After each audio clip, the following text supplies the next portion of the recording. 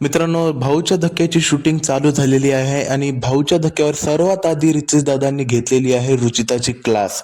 हो तर मित्रांनो, नेमकं कोण्या गोष्टीवरून क्लास घेतली, नेमकं काय म्हणाले रितेश दादा, सर्व काही जाणून घेऊया. तर व्हिडिओला पूर्ण बघा. तर मित्रांनो, रितेश दादा आल्याबरोबर म्हणतात की रुचिता, तुम्ही नाही का कुत्र्याची शेपूट आहात. तुम्हाला किती जरी सांगलं तर तुम्ही जशाला तसेच राहणार आहेत. गेल्या आठवड्यामध्ये मी तुम्हाला कॉल आउट करून तुम्हाला बाहेर काढलं होतं. तुम्हाला सांगितलं पण होतं की जास्त बोलायचं नाही वगैरे वगैरे. पण तुम्ही ऐकल्या नाहीत. तुम्ही ह्या हप्त्यामध्ये त्याच्यापेक्षा जास्त केले आहात. मी बघितलेलं आहे. तुम्हाला वाटते का मी बिग बॉस बघत नाहीये, फक्त येऊन भाऊच्या धक्क्यावर येऊन जातो? नाही.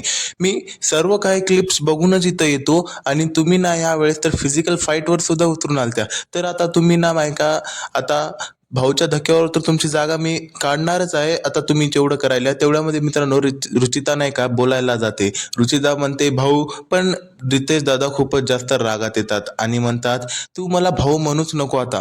तू इथून निघून जाय. मी बोलताना मध्ये बोलायचं नाहीये आणि तुला आता भाऊच्या धक्क्यावर जागा नाहीये. इथंच आपला प्रोमो एंड होतो. म्हणजे मित्रांनो, या आठवड्यामध्ये सुद्धा रितेश दादा नाही का रुचिताला त्या गोष्टीवरून म्हणजे तिच्या ज्या राहण्यावरून नाही का खूप जास्त क्लास घेताना आपल्याला दिसून येणार आहेत आणि तिला भाऊच्या धक्क्यावरून पण बाहेर काढणार आहेत. वेल मित्रांनो, काय वाटते तुम्हाला, हे दर बारीच होऊन गेलंय रुचिताचं?